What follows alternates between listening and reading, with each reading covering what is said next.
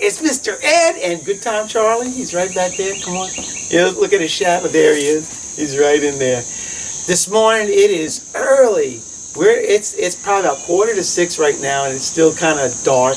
But we got the light shining from the porch right here. This morning we're in Abita Springs, Louisiana, only about 3 miles from my house, about 20 from Charlie.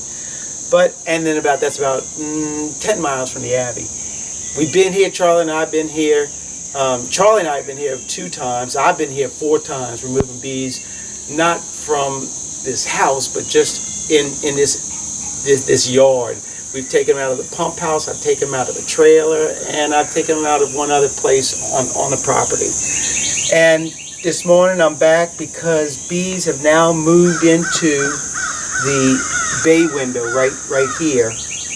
And I kind of think this is going to be a pretty large hive. I can't tell, just even from the flare, it looks pretty big, but because a bay window is so open underneath, the bees have got so much room to expand. These bees have been here at least 4 months or 5 months, maybe even more. There's no telling how large the colony has gotten. But regardless of the size of it, they got to go. And so by the grace of God, by the end of today, hopefully it's going to be only a few hours because we're here early to finish the job before it gets too hot. But by the end of the day, these bees will be in the bee vac and back up to the alley. Ready to wrangle? Sure. Yeah. And ready to go. We're gonna grab the flare, show you what they look like on the flare, and we're gonna get busy. There they are.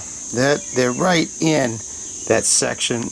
All of this area right in there. This is where all the bees are. So we're going to remove that siding and expose these bees. The siding is removed and the bees have been revealed. They definitely seem very, very calm. Last time I was out here, the bees were bombing me, and so I thought these bees were going to be aggressive. But for whatever reason today, they're in a good mood, and I'm grateful for it. I'm going to grab the bee vac. I'm going to start vacuuming bees off the comb. And once I get the numbers knocked down, well, you all know the drill. Once I get the numbers knocked down, then I'll start removing some of the comb. And I'm grateful. The hive does not go any far back up in there. I'm going to grab the camera and show you just exactly how far up it goes. There's some rot on this bay window that's going to need some attention by the homeowners, but I'm so happy that comb doesn't go in there, because there's so often is the case that when bees move into a bay window area, there's no restriction of how they can build, and they can build huge combs, hives. But this one, for whatever reason, I'm grateful for it. It's right there up in the front. Here's our comb right here, right on the edge of the framing. But a lot of times the bees will go inside that space, and look at how much space they have. A lot of times they'll go in and start making the hive underneath the top of the bay window, and so often you have to remove the hive either from the inside, cutting that out, or removing the siding on the outside and pulling it out that way. But fortunately, they're just right here.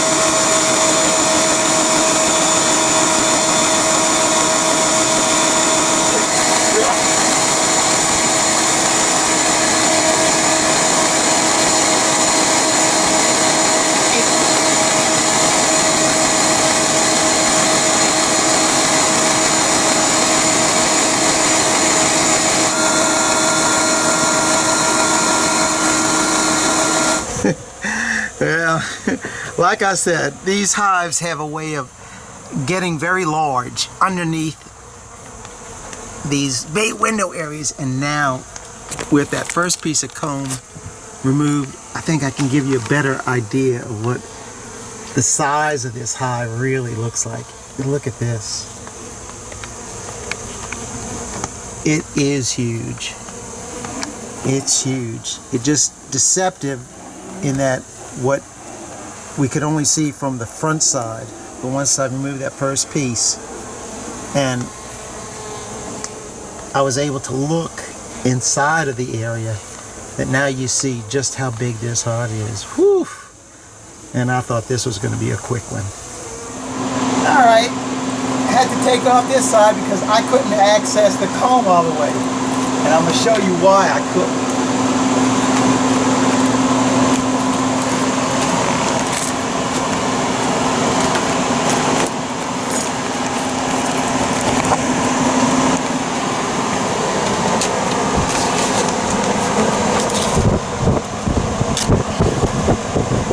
Look how far back this comb extends from the front. There's no way I could remove the comb from the top from that little side. I had to open up this side of it as well to get to it. That is a huge hive now. What started out small turned into large. What started would be a 2-hour job is now going to turn into a 4-hour job. Look at the number of bees on this. Wow-wee.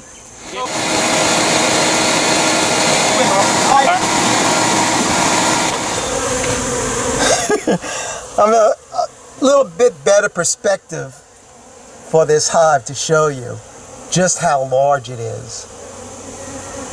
This thing easily is 4 feet long and a foot plus deep. I'm guessing we're talking 50,000 bees on this one. A lot of honey.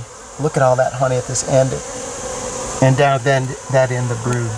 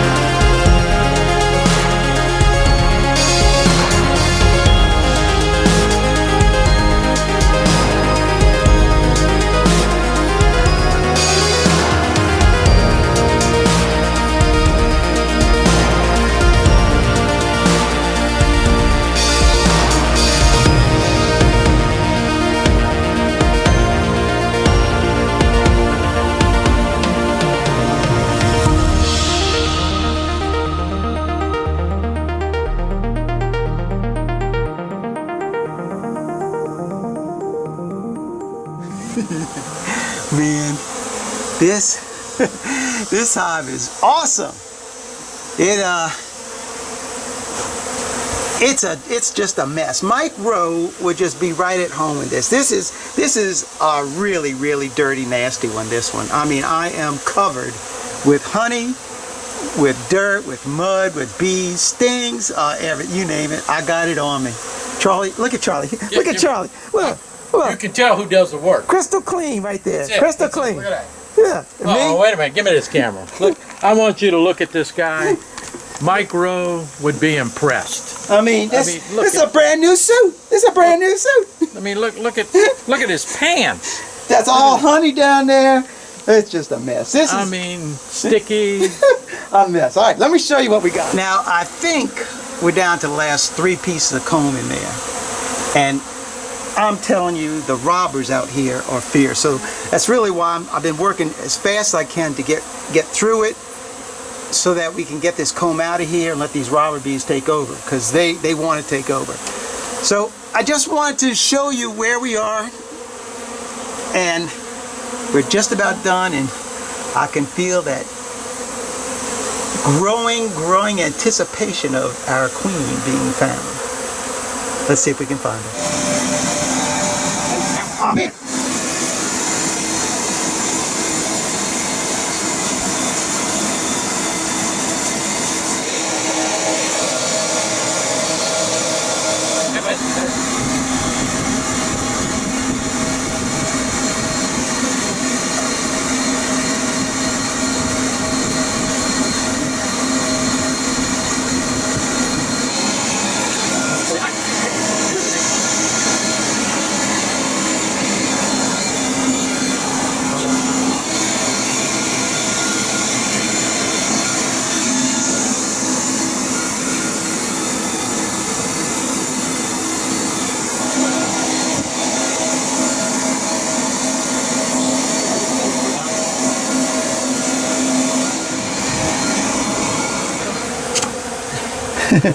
This is so typical.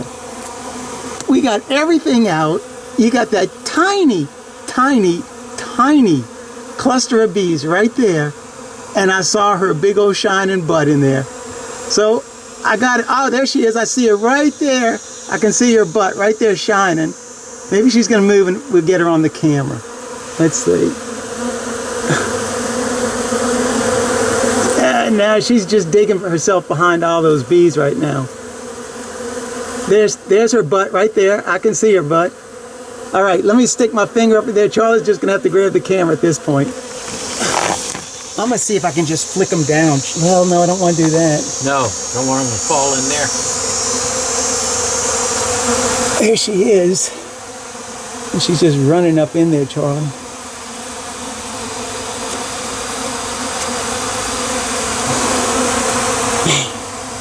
She's a little one, too.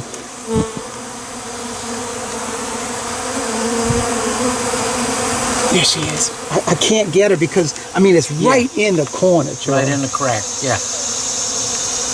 All right, what if I shoot some bandit over here to push them out? Oh, be careful. Yeah, no, just a tiny bit. Just a tiny little bit. Here. Just to move them. Oh, they didn't like that. Here they come.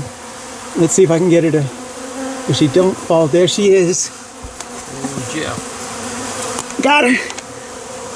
Woo! Thank you, Jesus. Woo! Look at this, folks. That queen did not want to give it up. She does not look that old. And I'm telling you, there's not a lot of new brood in there. So this may be a replaced queen. Because a lot of times, at the end of the flow, that's more like in September for us, they'll replace her. But this queen just doesn't look like she's been laying long. But anyway, God graced us with her, and I'm tickled pink about that. Let's finish this job up. Here is what the bay window looks like after I opened it up. My goodness, it's a mess. And what's a real mess is, look at, this is all honey that's out on the deck right here. And the robber bees, it's just like, this is just crazy with robber bees right now.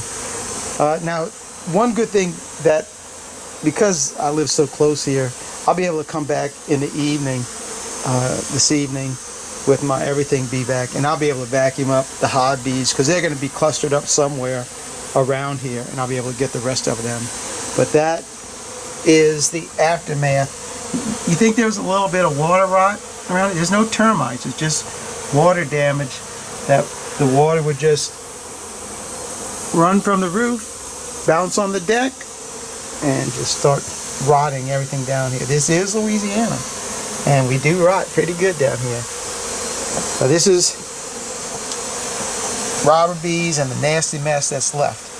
Let me show you the bees in our hive. That is a nice mess of bees. I'm telling you, we've got to be 40,000 plus on this one. There's a lot of bees, a lot of comb. And again, I really think that this queen is not that old of a queen. She just doesn't look like it to me. Of course, you know, what do I know? I'm just a bee wrangler. Let's check out the honey. I should have showed what all the robber bees were doing to these boxes. I've already wiped them down to get the honey mess off of them, but they were covered with bees. And I used four chests because I've got honey in 3 of them, and then brood. That's my brood box, and these are just honey in these. So let me show you what we got. This was the last box, and we got 2 big old. This stuff is so thick.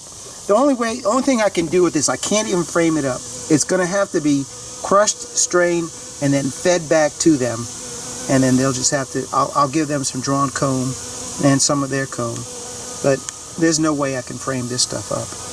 That's that first box.